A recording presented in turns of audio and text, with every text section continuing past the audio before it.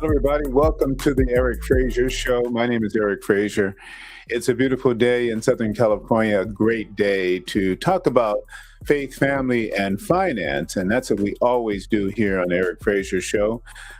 Today, actually, we're going to be focused on leadership. And leadership is required in both faith, family, and finance. And more particularly, we need leadership in this country. We need leadership. It was announced today. I heard this morning that Jesse Jackson passed away, and he was a leader in our community for a very long time. I'm going to write a blog and an article about Jesse Jackson for my blog on the Powers Now and also for our various magazines. And I want to encourage you to check it out. And I want to give him his just due. So we're not going to dive deeply into Jesse Jackson, other than say, thank you, Jesse, for your life and for the contributions that you have made to this country. So today, I want to talk about the intellectual weight of freedom. And, excuse me, about, the importance of reading, thought leadership, the importance of American citizens embracing thought leadership themselves individually. We have to participate in this democracy in order for it to work. We the people, that's what it's all about. We are a representative government, and our representatives need us. They need to hear from us. We need to write them. We need to talk to them. We need to be engaged with them. And they need to know what it is we think, what it is that we want, what it is that we believe. I recently watched an interview with Governor Wes Moore with Nora O'Donnell, and I was really impressed by that interview. And then that next day, that was a couple of days ago, and the next day he was on LinkedIn. And he posted some of his recommended books or works to read by Black authors. And what struck me the most was not merely the list of books, which, by the way, I have them all, but what the list kind of revealed. I mean, I was impressed with him and the interview and everything he said. And we talked about that yesterday live if you missed it. But then to hear about the books that he has read and that he is recommending, well, his stock just went even higher. You can learn a great deal about a leader, about anybody, by observing what they read. What they recommend to others to read, and what intellectual traditions shape their thinking. A person's reading habits form the architecture of their convictions. Books reveal the scaffolding of belief. It's true. After reading his post, I sent a message to my kids encouraging them to read the books that he's recommending and to continue reading. And to be clear, my kids are grown. I got some grown folks as children. I mean, my youngest is 32. So this was not a new exhortation from me to read. I have urged them their entire lives to read. Reading has always been a discipline in our household because it sharpens the mind, it refines judgment, it strengthens the ability to lead, to debate, to stake a claim, a position. And Governor Moore's recommendations did not introduce the idea of reading to me, particularly the authors he recommended, but they reinforce the importance of intellectual formation and leadership. I mean, how do you lead if you don't read? How do you lead? Seriously, if you do not read? Nobody receives knowledge through some divine intervention. You have to read. And Black literature has always served as both a historical record and a moral compass for me and for others like me who are students of Black history. It preserves our memory. It challenges our complacency when we want to give up. And all we got to think about is Harriet Tubman. I mean, when you want to give up, it forces us to engage with difficult truths, especially when we see, our history being diminished or taken down, or people trying to rewrite history about our experience as a people.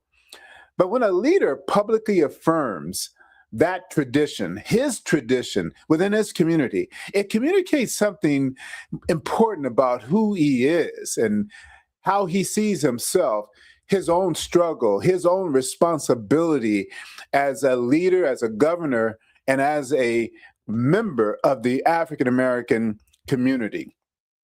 Black leadership informed by Black leadership, or Black leadership informed by Black leadership, leaders, molding leaders, as well as Black literature, which is so important, carries a depth that really can't be manufactured through political branding. You just can't buy into a party. It's rooted. Black literature is rooted in the story, the narrative of our journey from Africa to slavery to where we are today. It's rooted in sacrifice and endurance and discipline and thought leadership within our community. But here's the reality. True leadership in America cannot be confined to race or ethnicity or religious identity. Black intellectual tradition strengthened Black leaders. But American leadership must ultimately rise above the categories of race.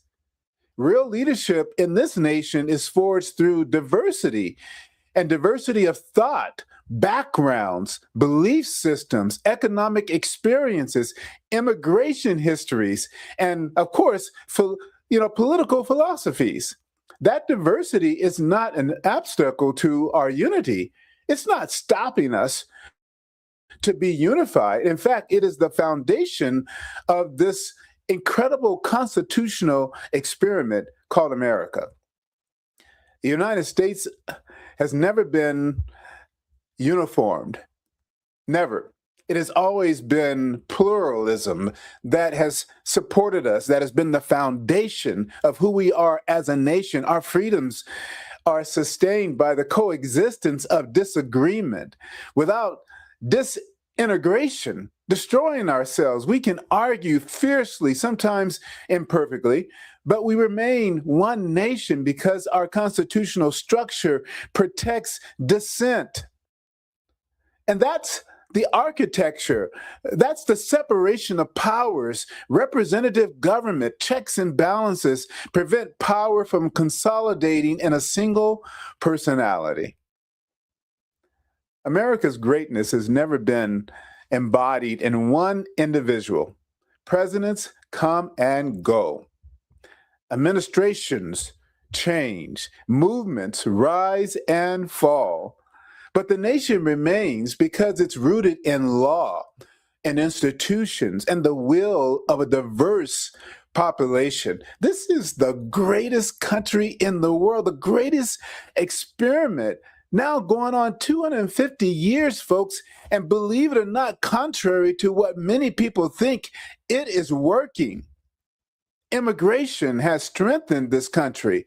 Generation after generation, debate has defined it and also refined it. We need debate. Reform has expanded its promise.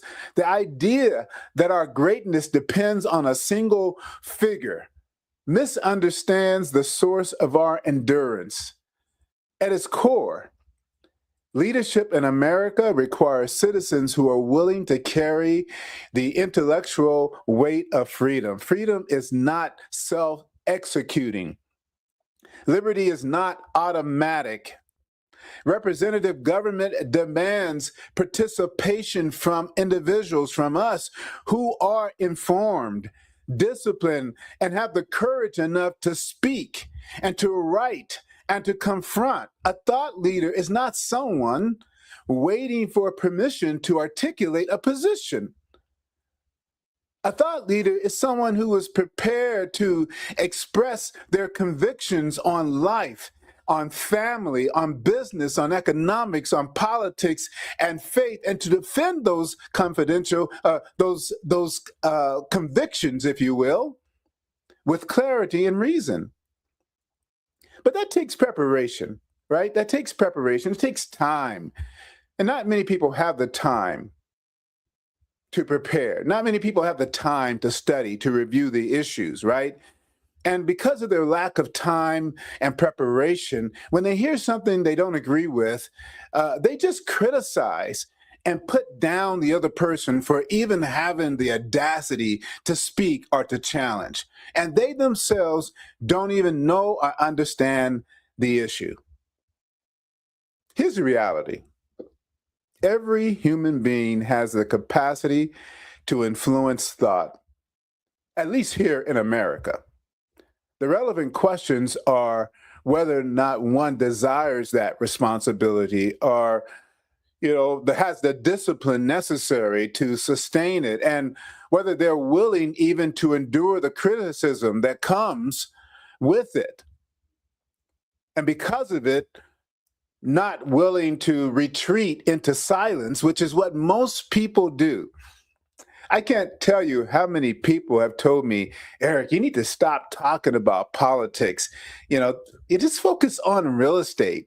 It kind of reminds me of, I think it was LeBron, and some newscaster on some cable station said he needed to just shut up and dribble. Like LeBron James, and you're an expert in basketball. Why are you even talking about politics or what's going on with, in the community? And there are many people who feel that way. They feel, why are you talking? Why are you talking about this? Why are you creating division? Well, that's the whole purpose of talking about it. It is not to create the division, but is actually to create unity. Intellectual courage is not loudness. It's not being loud. It is steadiness. It is the ability to articulate disagreements without dehumanizing your opponent. It is the willingness to engage in substance rather than insulting your opponent. I believe leadership is a calling. I began preaching at the tender age of 9 years old. I thank my father, oh my God. I thank him for just putting me up in the pulpit at 9, having me memorize scriptures and recite them and to expound on John 3:16.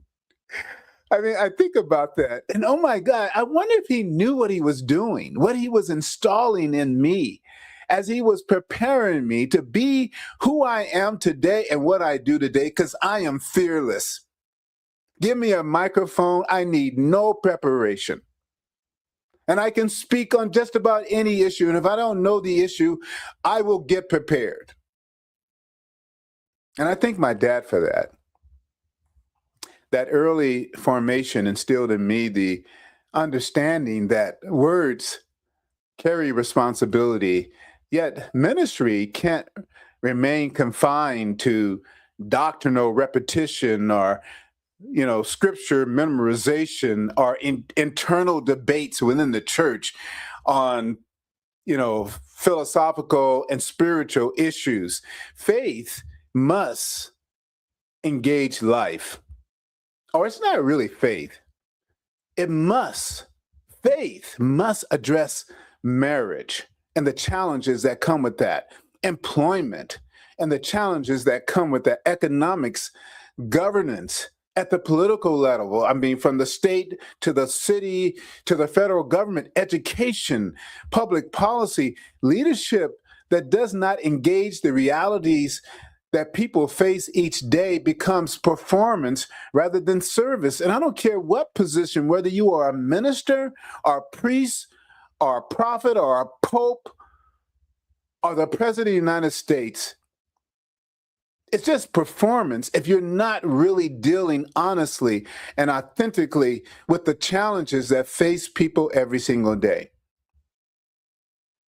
I see myself as a citizen, and I am nobody. Literally, I am nobody but a citizen, and thank God I am, of the United States of America. That's what I am. And let me tell you, there's a million people who would love to trade places with me to be a citizen of this great country. But with citizenship comes responsibility, a willingness to carry the intellectual weight of freedom, a willingness to write about it, to articulate your views on it, to talk about what's happening in your community and in your country and in your city and at the federal level. I disagree when I believe leaders are acting against the best interests of the people that they've been elected to serve. I disagree with them, and I let them know. I put it in writing. I call their office. It doesn't matter who they are, whether it be the mayor, the city council, our senators, our House of Representatives, the President of the United States, the governor, the local officials. Anytime someone is departing from representing the will of the people, it's not rebellion to speak against him. It is citizenship. It is our constitutional framework. It presumes that we are engaged, that we are participating in this great experiment called democracy. And silence in the face of conviction is not humility, it's abdication. When you know what is right and you just want to stay silent, that's not humility. It demonstrates either a lack of the ability to think intellectually, to articulate how you feel or what your views are, or your lack of preparation, or the complete abdication of your citizenship and of your responsibility to engage. My love for this country does not ignore its history.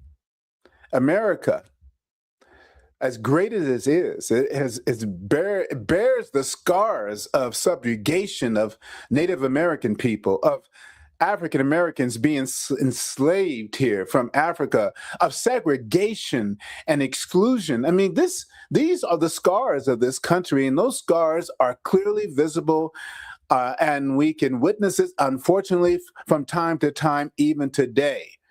Those chapters are not to be denied or to be romanticized. The president cannot just wipe all of our history away, take down monuments, and minimize the contributions of African Americans and of other people in this country because he has this so-called shared narrative that puts the country in its positive light. The reality is that anyone who is trying to deny the history of a country that is full of immigrants from every walk of life, and have come here with their challenges and their opportunities, with their culture and experiences, and with their contributions to make this country as great as it is. To have someone to try to deny their history in this country, it is just plain wrong. And we ought to be writing about it, speaking about it. And those that are leading this need to be confronted, honestly.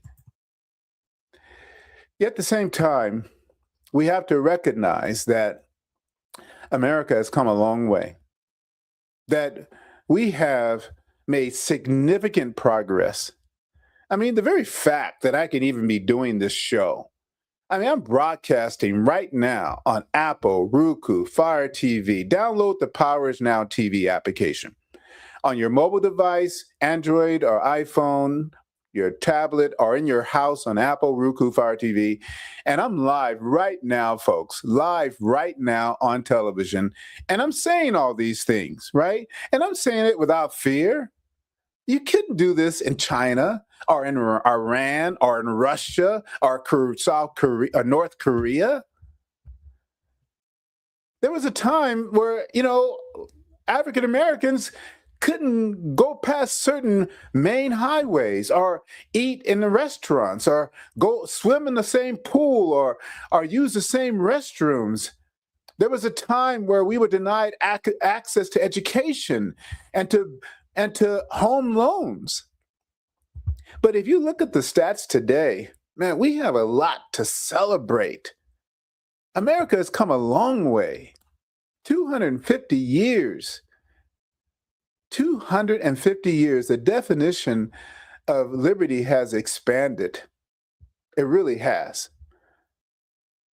The circle of participation in this great experiment has widened.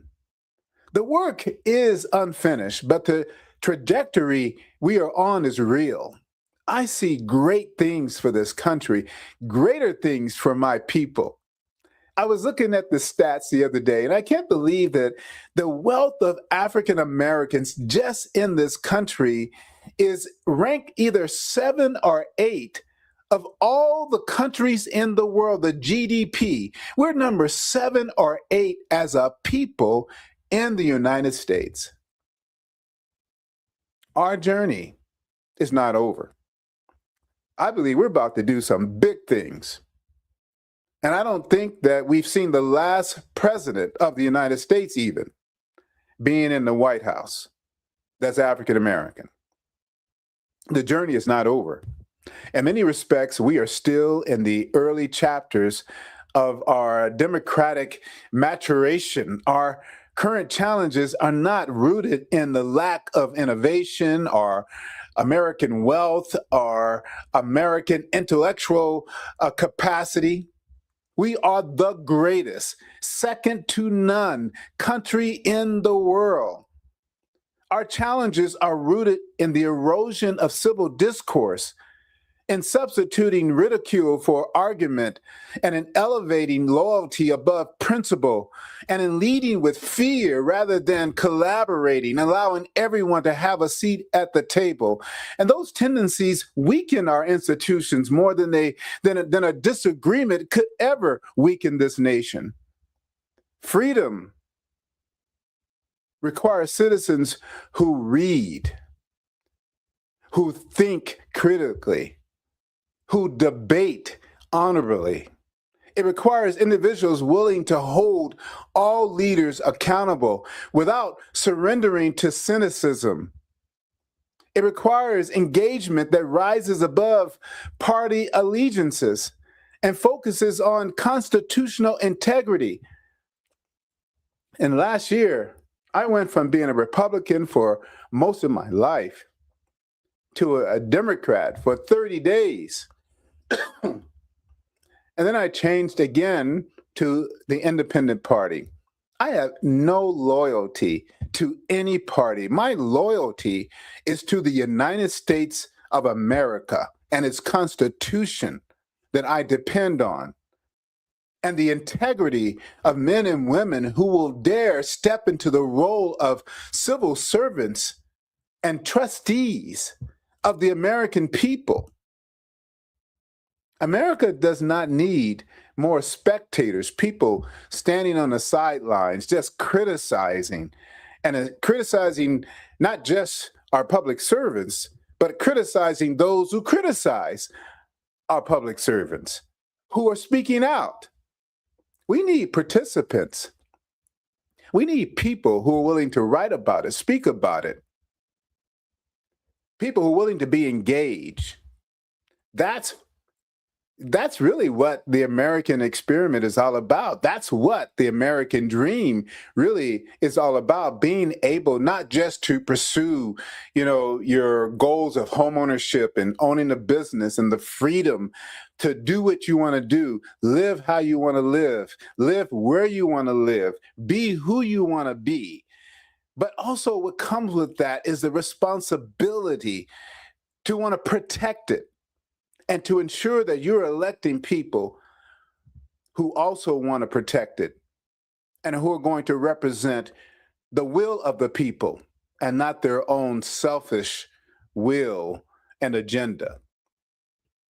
I am one of those people. I am a thought leader. Now, nobody hired me to be a thought leader. Nobody said, hey, Eric, why don't you be a thought leader? There was no application for me to complete. I am a thought leader because I'm a citizen of the United States of America, and I'm a participant in this great democracy that has made this country great and will keep this country great. I will continue to read. I will continue to write. I will continue to speak thoughtfully and firmly about the issues shaping this nation. And I will do so not out of hostility, but out of responsibility. I hate no one. I love everybody. And I love this country more.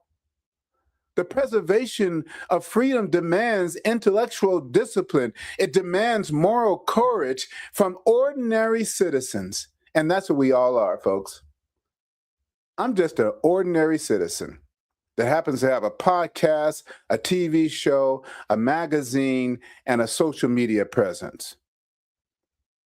America endures and has endured for 250 years. And I don't know, if you're not saying, God bless America, there's something wrong with you. You need to read. If you look at the journey of this country, how we started and where we are today, and if you look at every immigrant from African Americans brought here through slaves to Indians who were destroyed, their lands taken and everything, you look where everybody is today. And you cannot see the progress that we've all made, there's something wrong with you. America endures not because a president declares it's great, but because its people sustain its principles. Its people. The Constitution begins with "we the people." That work belongs to each of us. The question is not whether thought leaders exist, because every single person listening to my voice or watching me right now is a thought leader. The question is whether we are willing to become citizens who carry the weight of liberty with seriousness and resolve. Are you willing to be a thought leader? Well, I certainly hope you are, because we need you. We need every citizen speaking up. We cannot just sit on the sidelines and keep watching travesty after travesty, action after action. And I'm not just talking about immigration. It's across almost every area of politics and of this administration. So I will continue to write. I have a blog on LinkedIn. If you're watching me live on LinkedIn right now, you can check out my blog. You can go to thepowerisnow.com and you can see my blog there. You can go to ericfrazier.com and you can not only see my blogs there, but you can also read my magazine called Faith, Family, and Finance, where I write about faith, family, and finance, as well as politics. Folks, I'm writing, I'm speaking, I'm doing it all. Why? Because I can, right? I'm 63 years old. I hope the Lord blesses me to be, to live to 73 or to 83 or to 93. But, you can't even, every single night I go home and turn on the news, somebody is dead. I mean, they started off with their whole day planned out. And I'm sure at the end of that list of to-dos was getting home to spend time with their family. And they did not make it by no reason, no cause of their own. The impermanency of life is real. You just never know how much time you have and what you will be able to do or achieve, and how much time you have to do what you want to do or to achieve what you want to achieve or to make the impact that you want to make in this world, in your community, in your family. You just have no idea when your time is up. And so your power is now. It really is. To be the thought leader you see yourself. Your power is now. To have the impact on your family, on your children, on your grandchildren, to have the impact on your community, to have the impact on the world that you think you can have. Because Tomorrow never comes. All we have is right now. And I certainly hope that anyone watching or listening right now might be encouraged and inspired to do something. It takes nothing to have a social media presence. Facebook, LinkedIn, Twitter, all these platforms, they do not charge a penny for anyone to get on there and to speak their truth. And yet, all you see on these platforms are people sharing a bunch of silliness. And I realize there's always a time to have fun, but come on now. Do you see and hear and read what's going on in the world? Are you awake? Talk about being woke. I don't mean woke in the Republican conservative sense. I mean literally awake. Are your eyes open? Are you listening to what our president is saying, to what our congressmen and women are saying and doing? That is the problem, that we are not waking up. And people are not making the investment in time to participate in this great democracy. And God forbid, so the lack of participation and engagement result in the end of what we all hold so dear and true now, this precious democracy. It has to be defended. It is not automatic. And it's going to be up to us. Thank you for listening to me. For those of you who are listening live, and for those who, may catch the recording, I want to encourage you to connect with me. Become a member of The Power Is Now, or the member of ericfrazier.com. It's a membership website. It's, $60 for the year, $5 a month, $10 a month, if you want to pay monthly, and to support the work that we're doing here. We're educating people about buying homes and eliminating debt and improving their credit. We're providing great content to empower people because knowledge is power. I'm a writer. If you go to thepowerisnow.com or to ericfrazier.com, you'll see I've published recently in the last 12 months, 6 books, a total of 9 books I think I've published in total, all addressing important issues relative to homeownership and debt management and credit management. I'm always trying to create content that empowers people with information, tools, and resources. And folks, if it's not in a book, it's in a blog. Check it out and support the work that is happening at The Power Is Now, because we're serious about it. I am as serious as a heart attack about what I do and the contributions that I want to make in this world before the Lord calls me home. We're going to take a commercial break. And when we come back, I want to talk about an opportunity that we are extending to real estate professionals to be thought leaders in their own community as it relates to news regarding real estate. What's happening in your local market. So stay tuned. All right, we'll be right back right after this commercial break.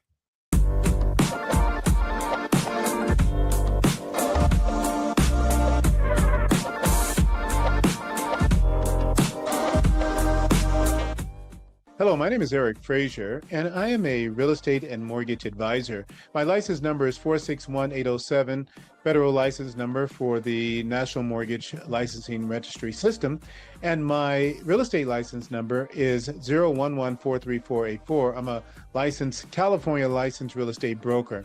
What I love about what I do is helping people. For 43 years, I have been advising and helping people to achieve their goals in real estate and in lending. And that's what I want to help you do. When I started, I was 19 years old, got married at 19, and I wished to God I had known someone like me that was just willing to talk to me and to help me and to advise me, not just to sell me. And so that's what I do today. I am an advisor. I don't work on commission. I advise. People pay me for their time, and it's affordable. If you're looking for advice or direction, if you want someone just to help you put together the budget, a savings plan, determine what the right program is, buy a house, find a house, I can help you do all of that. as your advisor. Consider working with me. You can reach me at it'stimetomeet.com. Just go to it'stimetomeet.com, and there you'll find my online calendar. Schedule a time we can talk about how we can work together as your advisor in real estate. I am your trusted advisor in business and in wealth.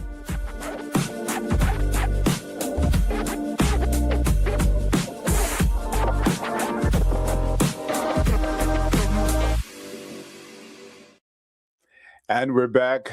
Thank you so much for hanging in there with us here at the Powers Now TV network. I want to encourage you to download the Power Is Now TV app, and you can find it on the App Store and the Google Play Store, the Power Is Now TV app. And there you'll see we're live right now. We're on also Roku and Fire TV. We are a podcast. We're on Apple Podcasts, iHeartRadio, just all of them. I don't know why the names are escaping me right now, but there is not a podcast. Let me just say this. We are nationally syndicated. There is not a podcast that you cannot find the Power Is Now podcast on. And we talk about some very, very, very important issues as it relates to real estate, finance, credit, debt, all those things. And on the Eric Frazier Show, I go even further. I talk about faith, I talk about family, I talk about finance, and I write about all these things as well. So I appreciate your support and sharing the content with others, becoming members of the Power Is Now or the Eric Frazier platform, and for just being engaged. You know, that if anything, I want you to know today that engagement today is everything. It is so important, not only that we engage, but that we vote, both in local elections as well as national elections. We need to vote. Now, I'm a real estate broker. I've been a real estate broker for about 28 years and a real estate agent for well over 35 years and a mortgage banker for over 43 years. So, you know, in fact, my degree is in business and management, and my MBA has an emphasis in finance. I am not a media guy. I do not have a degree in political science. Political science. I'm just a student. I am a lifelong learner. I love to read. I love to study issues I don't understand, and I love to be engaged. When, you know, Facebook first came on the scene, and actually when internet just came on the scene and websites, I adopted it immediately. I've been on this platform for 16 years straight, and it's been the best decision I've ever made in my life. I have hundreds of thousands of people who are listening and watching across the country, especially through our streaming platform.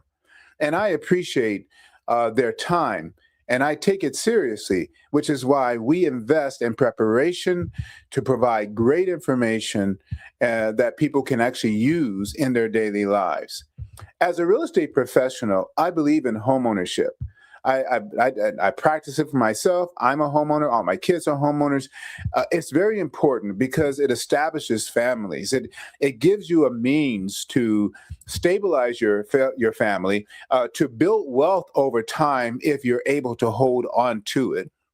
And it's becoming more and more difficult for people to get into homes. It really is. It's very challenging because interest rates are in the mid 6s and 7%, and hopefully we'll see them come down. But unfortunately, if interest rates were to drop to like 4 or 5%, the demand for housing would raise the prices even higher than they are now, completely diminishing any impact a lower interest rate would have. And so the opportunity to buy, folks, is now. It is absolutely, literally right now, as high as the interest rates are, it does not matter. If you're going to get in, folks, it's never tomorrow. It's always right now. Now, the challenge, though, is that do you know where to buy? Do you know where the great neighborhoods are? Do you know what's happening in markets throughout the country? That's the problem, folks. We don't know. Where do you go to find out what's happening in Texas? You have to know somebody. You have to know a realtor in Texas, and they may not have the time of day to really break down to you what's going on in Texas and where to buy. Where do you find out what's going on in New York or in Idaho or Maryland or California, even if you live outside of the country and you want to come to California? Where can you buy? What's affordable? What's going on? Unfortunately, to get this kind of information, you can rely on sound bites from the news, your local network news. When something happens that's big in the news, you might get a sound bite, a 2 or 3 minute. They might even invite a realtor to come on network news to confirm what they said already, and it's a 5 minute, segment. There's no real information online unless you want to learn how to flip a house, how to, improve an old house, how to buy a multi-million-dollar mansion, or how to buy, your second home in Mexico or in a foreign country. There's plenty of shows on HDTV that do that. And of course, network television has these Selling LA and Selling Sunset and Selling Chicago and all these glamorous shows where the women on the show are beautiful and they're talking about other women and they're talking about selling multi-million-dollar houses, riding around in $150,000 Mercedes, and it's not real. I mean, they're not really speaking to the average American, the average Joe. I mean, do you realize that the majority of people, at least in our community, in the African American, the majority of us are renters. Are renters. It is unfortunate, but that is the reality. We are a class of renters, and the rate of homeownership continues to fall. Now, I say that just speaking statistically, right?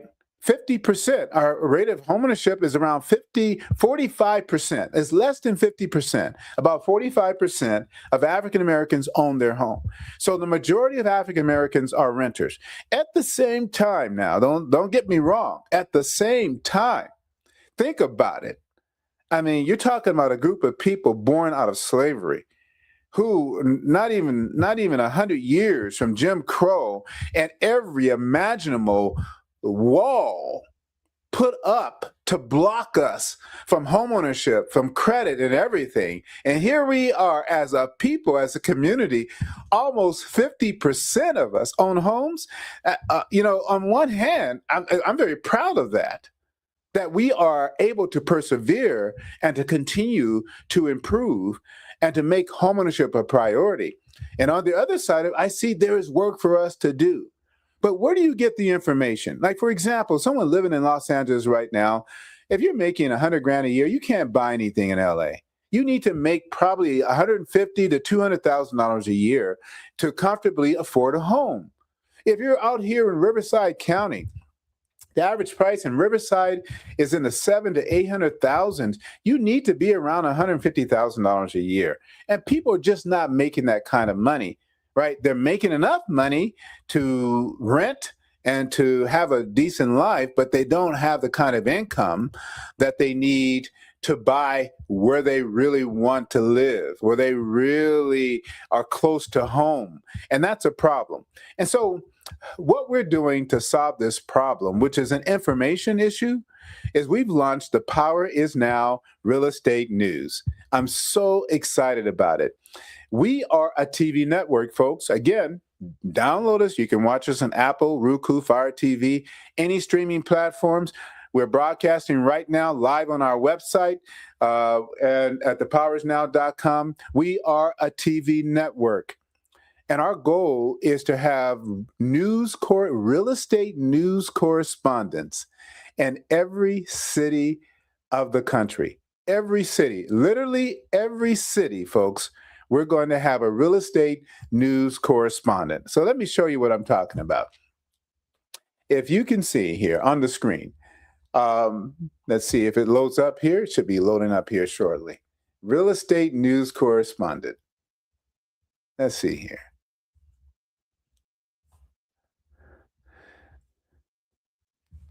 Trying to get my screen loaded up here.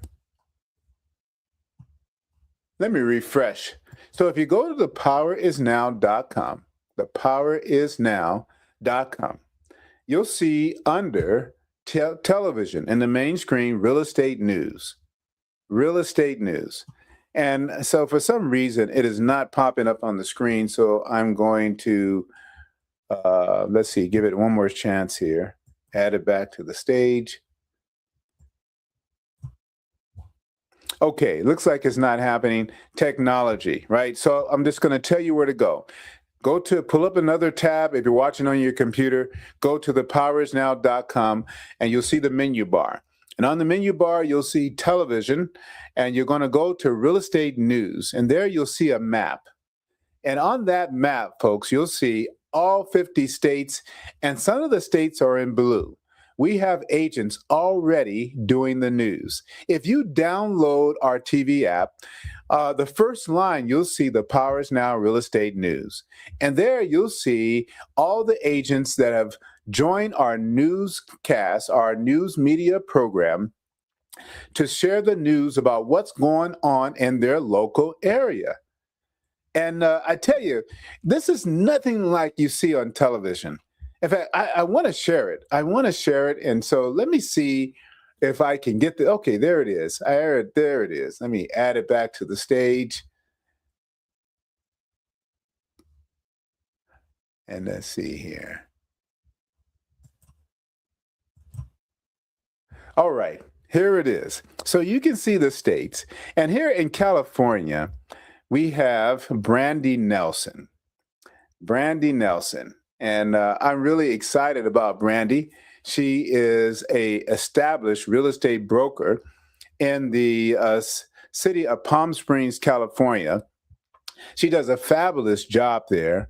And she is our news correspondent for Palm Springs, California. And not only does she sell residential real estate, but she also sells commercial real estate. And so I'm going to add her back to the stage here. Let's see here if we can bring her in. Stop sharing, and then we're going to re-add. Share the screen. All right, there it is.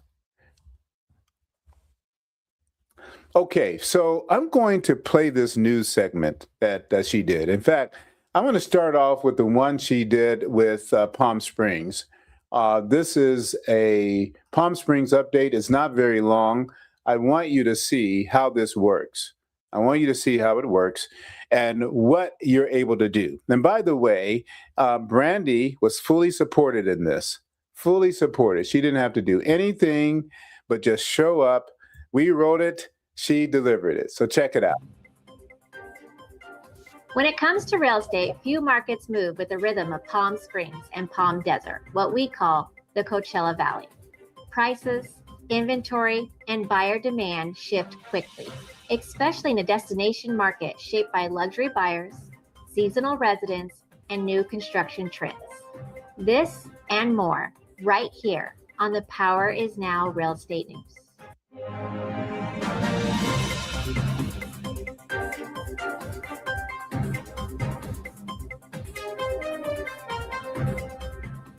Welcome to the Power is Now Real Estate News. My name is Brandy Nelson, broker associate at Equity Union and news correspondent with the Power is Now. Here are the headline news. Coachella Valley inventory rises as seasonal buyers return, creating a more balanced but competitive desert market. Palm Springs and Palm Desert are experiencing a noticeable shift as we move deeper into the season.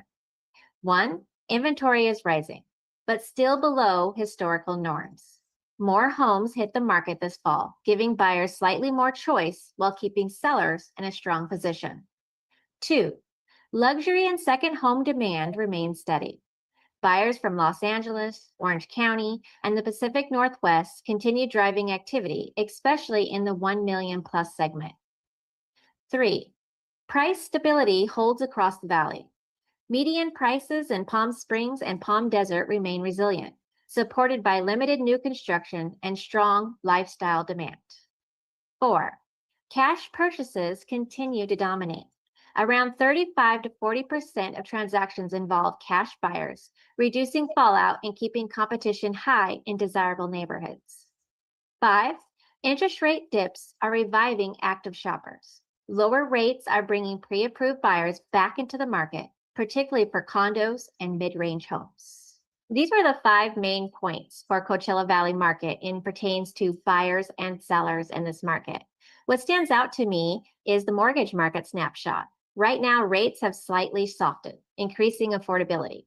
FHA and VA borrowers are becoming more competitive again, though cash remains king in certain segments. Let's talk about inventory. Palm Springs has tighter inventory, faster absorption of renovated and mid-century properties. Palm Desert has more balanced inventory with strong 55-plus community demand and consistent condo activity. Price. Median home prices are holding firm.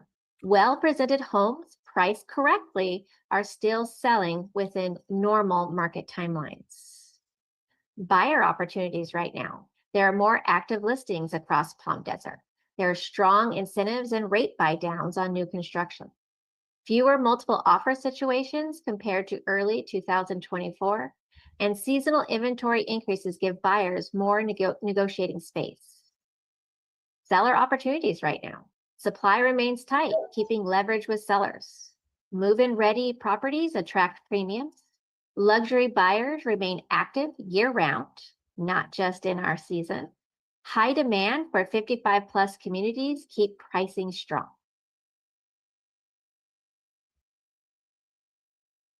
As a listing agent in this area, now is the time for opportunity. Now is the time to look at your property to get that property listed. As stated before, getting a pre-inspection, a home inspection done on your property beforehand. There are many things that we could look at to get the best value for your home right now. In today's market, timing matters, but preparation matters more. Get pre-approved early, and sellers, complete inspections up front to strengthen your position. To learn more about what's happening in Palm Springs and Palm Desert, you could reach me directly at 760-238-0552 or by email, brandy@brandynelson.com.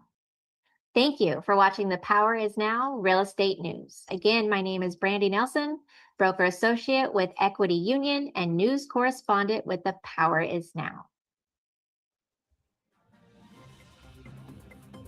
The market is always changing, but your power is in your preparation. The best time to buy or sell isn't a date on the calendar. It's the moment you're financially ready and well advised. Your power is now. The power is now. Thank you for watching The Power Is Now Real Estate News. I'm Brandy Nelson, and have a great day. Well, there you have it, folks. If you're renting, your rent keeps going up. Isn't it making you angry?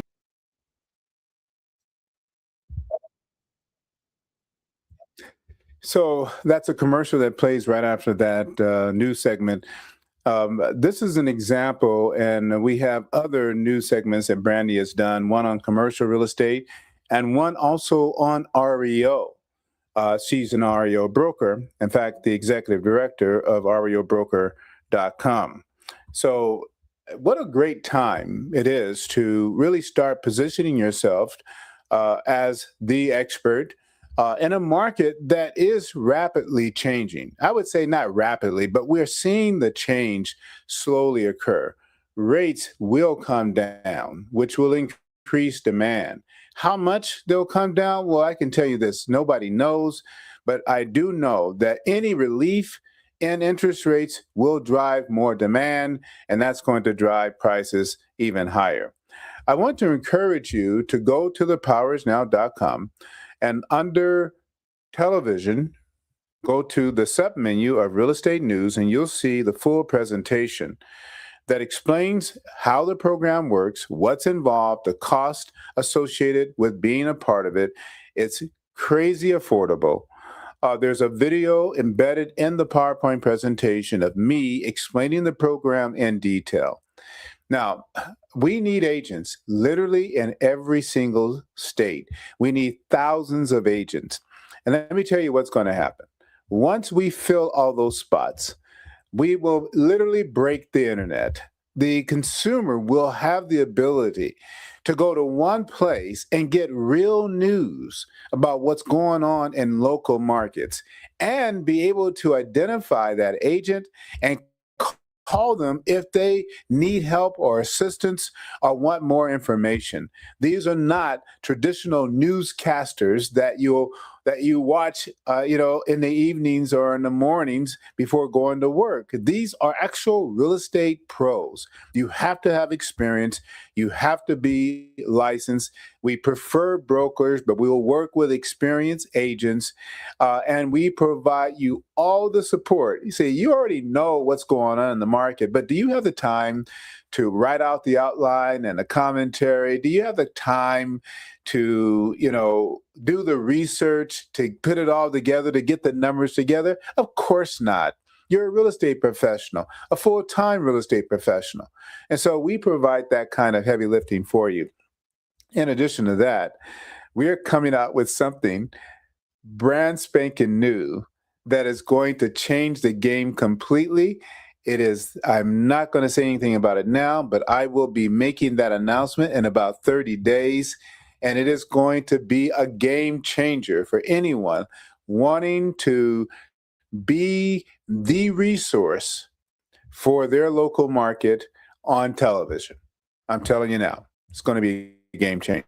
So I encourage you to reach out to me at 714-475-8629, and let's talk about the Powers Now Real Estate News Program. And I encourage you to be the brand you see yourself in the world. If you're not online, folks, you're not in business. That's just the reality of it all today. It's just reality. And I'm sure those who are not online were doing just fine. But we know the majority of people who are starting their search are doing it online. And people today have this expect that they can Google you, that they can listen to you before ever meeting you. That's just the reality of the world we live in today as real estate. And so we help real estate agents do just that. Go to powernow.com, and under our media service menu bar, you'll see all the services we provide to support real estate agents. Well, that's for today. Thank you for watching and for listening. For those of you who are on the podcast, we will be back very soon. More issues that affect us in our lives on the Eric Frazier Show. Ways we can support professionals in your effort to grow your business or to better serve your clients. Thank you for watching the Eric Frazier Show. And remember, we are at our best and we maximize our success when we act now. The power, folks, is now. The Power is Now magazines are the leading resource for real estate agents, mortgage bankers, entrepreneurs, and small home ownership businesses, providing leaders with business strategy information, resources, and tools through PIN, real estate, programming guide magazines. Stay up to the minute with real estate news and information from industry experts. Subscription is free. Sign up today. ThePowersNow.com. ThePowersNow.com.